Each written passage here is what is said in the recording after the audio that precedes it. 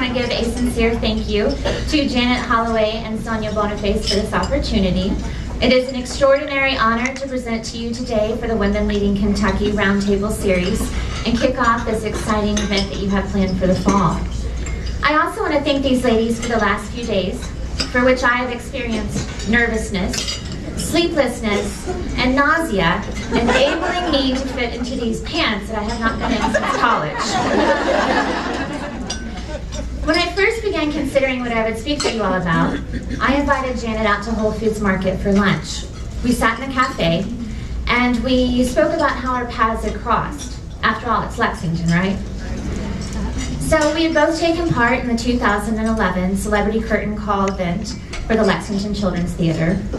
We both happened to live on the same street near downtown and walk our dogs regularly throughout the neighborhood.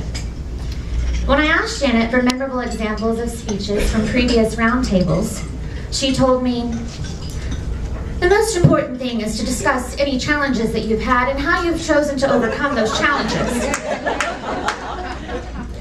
In an indirect way, this was the most liberating of answers. Because see, if Janet cannot remember any speeches from the past, then it's highly likely that you will not remember mine, and thus a huge burden was lifted from my shoulders. So my next step was honing in on a challenge. According to a myriad of personality tests, beginning with that book that my mom gave me, What Color is Your Parachute?, I am defined as an early adopter, a risk taker. And I do blame my parents for this one. See, they met playing pool in the 70s. Dad was a good Catholic schoolboy who happened to be one of the best players in the South. And Mom, well, we'll just say that she was raised on the north side of Lexington. They met at a shotgun-style pool room called Toby's, situated across the street from Two Keys Tavern. Their love affair was young, invincible. It didn't take long before they took their game on the road, traveling up and down the I-75 corridor, seeking out other dingy little pool rooms. Mom would enter first, locate a man with a solid stroke and an unsuspecting ego. Dad would soon follow and strategically engage the target in a lengthy gambling match, never hinting that he was married to the female spectator who had taken a newfound liking in a complete stranger. At the conclusion of their quest, usually determined by the opponent's empty pockets, Mom and Dad would leave with enough money to cover my daycare costs in a foreign city and enough money to move on to the next dingy little pool room. Risky, to say the least, but that seemed to work for them. It was before the dawning of the internet, before anyone and everyone's reputation was Googleable.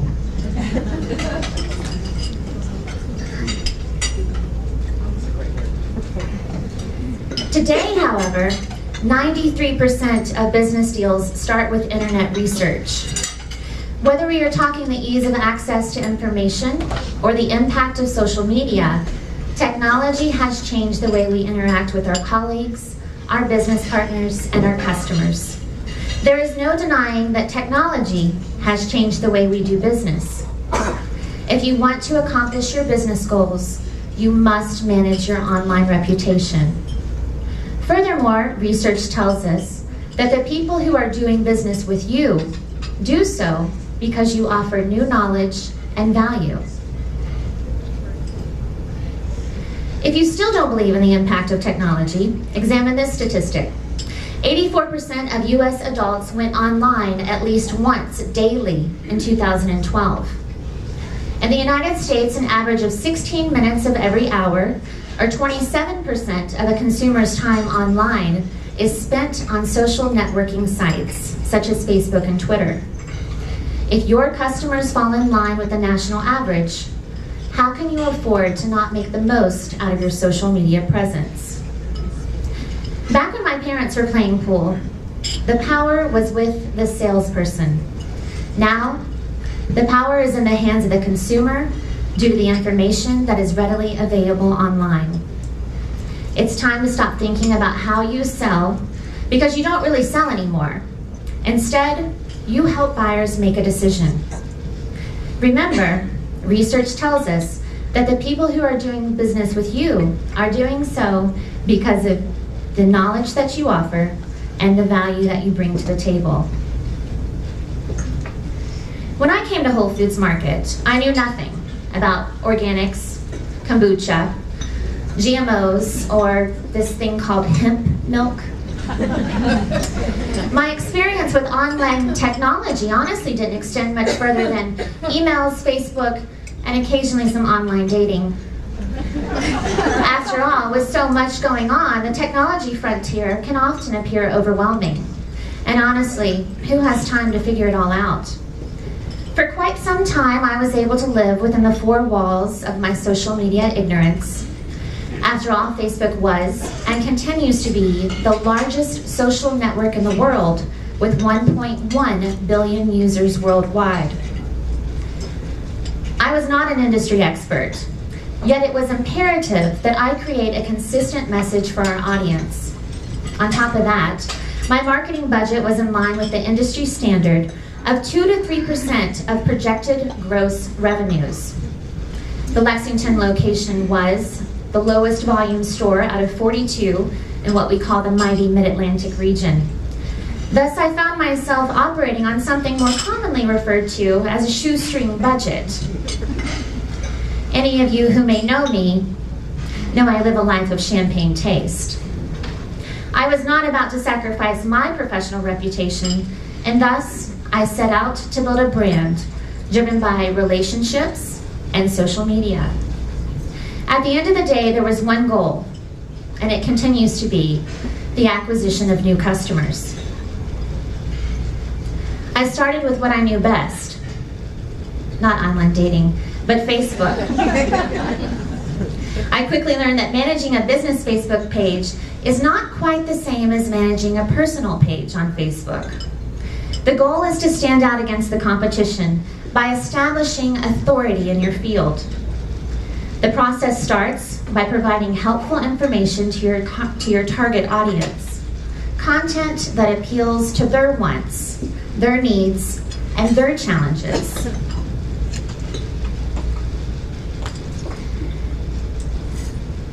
Today, the number of likes to the Whole Foods Market Lexington Green page is more than 4,200. In less than 3 years, it has grown by more than 430%. Looking specifically at the demographics for our Lexington location, you find that 77% of fans are women, compared to just 46% of all users on Facebook being female. I equate this highly female following to a similar demographic associated with that of grocery shoppers. Did you know that women make up 64% of all grocery shoppers?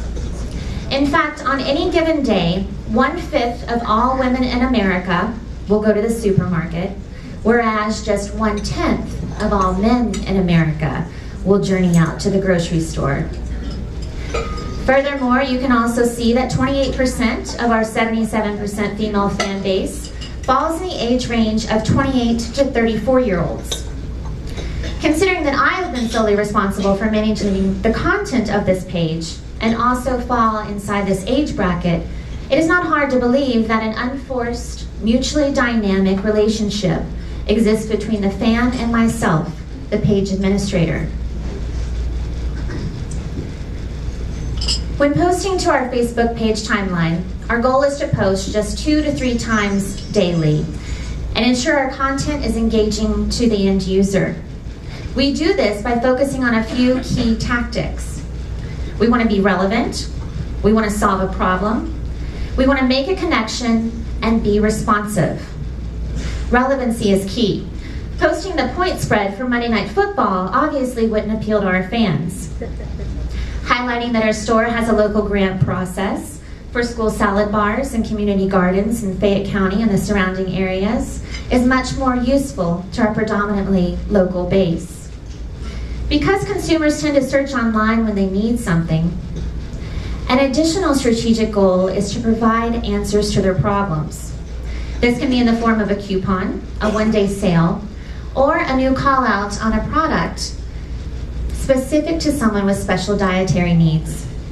When the consumer knows your brand provides useful information, they'll keep coming back, thus creating your loyal customer base.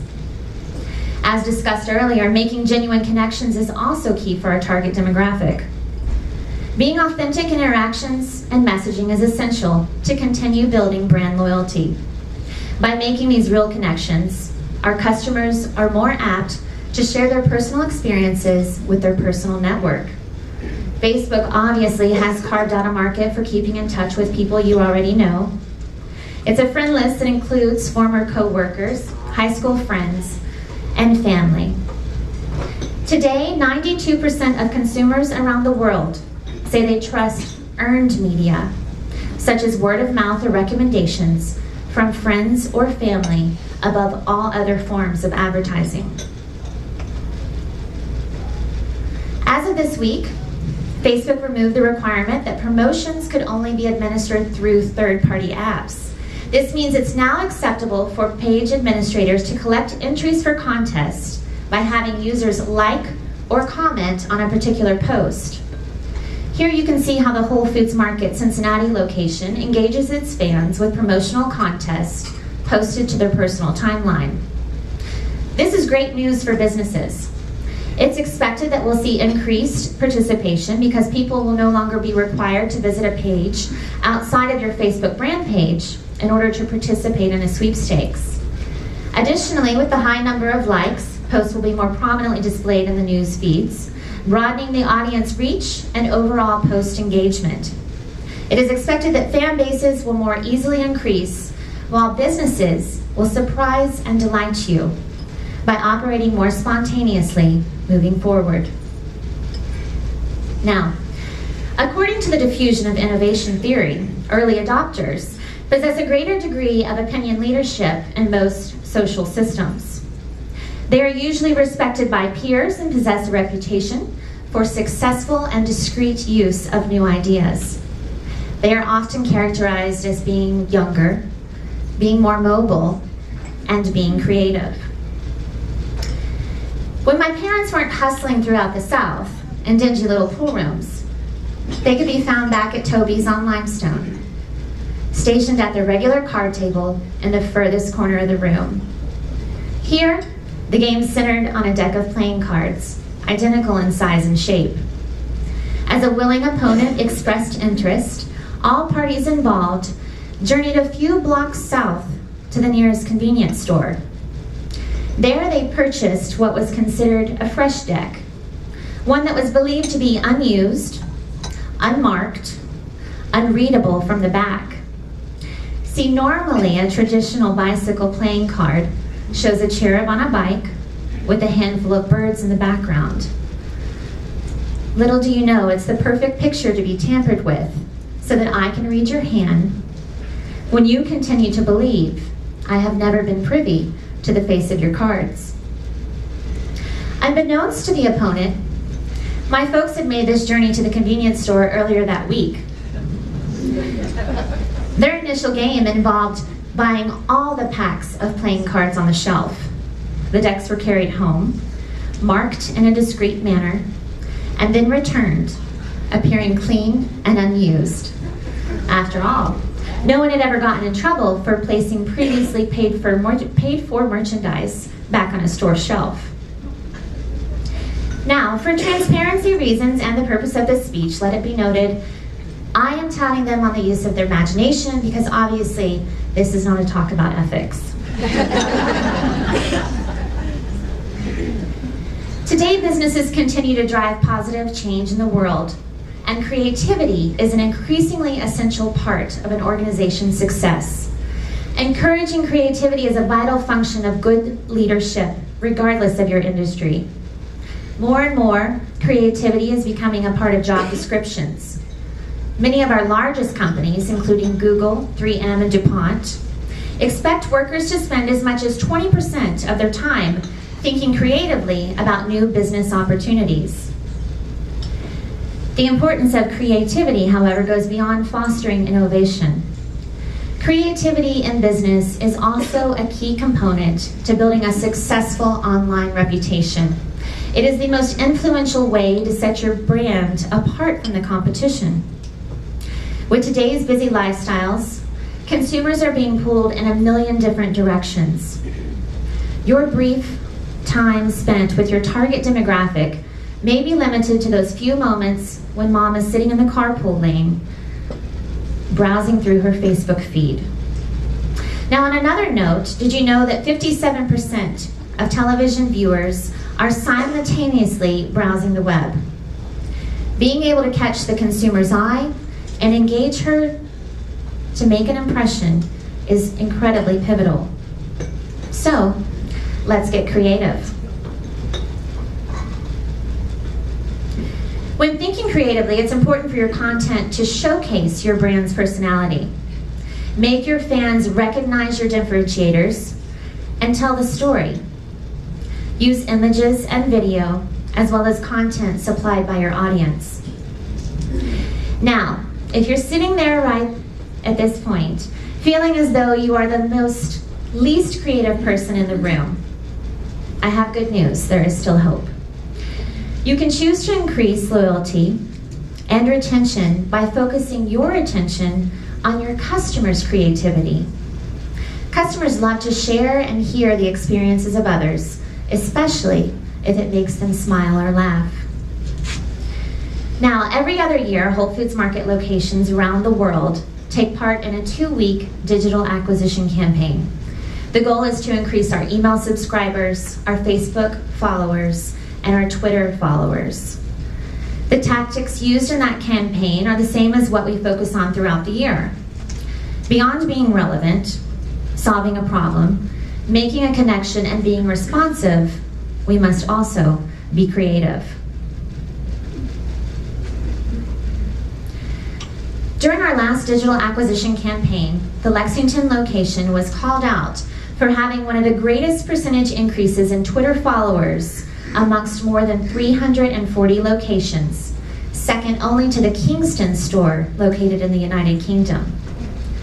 Our store was able to grow our base because we engage our followers, we provide new knowledge, and we bring value to the customer. We highlighted our differentiators, focusing on in-store sampling events, knowledgeable team members, and of course, our baby shopping carts, where even the youngest shopper is empowered to make their first buying decision. Additionally, we love to share content of our customers and are quick to retweet any conversations that come our way. We understand the importance of letting our loyal customers share the value of our brand. One of the most influentially creative individuals in social media strategy tweets for the popular brand KFC. In less than a year on KFC, Jenny Siddell helped the chain's Facebook page grow more than 1.5 million likes. And Twitter engagement has gone up almost 300%. Jenny scours the internet for any trends on fried chicken, news to share with her fans, and also identifies celebrities talking about the brand and then engages with them online. Siddell tweets creatively, saying things like, "Eating KFC is like a hug in your mouth." She makes funny KFC e-cards and even helps deliver KFC to influential followers in real time. Jenny understands how to build a brand's social media presence. So if you remember nothing else, I'll leave you with this. Taking risks in life has given me an inner security, one that is built on a foundation of humility. In times of struggle, my creativity has led me to dream of things that never were and ask the question, why not? Plutarch once said, "What we achieve inwardly will change outer reality." As we sit here today, all of us women, we have achieved a level of success in our lives. This is both our privilege and also our misfortune. We must not forget the opportunities we make available to not only ourselves, but to others as well. For when you step outside of your comfort zone, you are living in the moment. Thank you.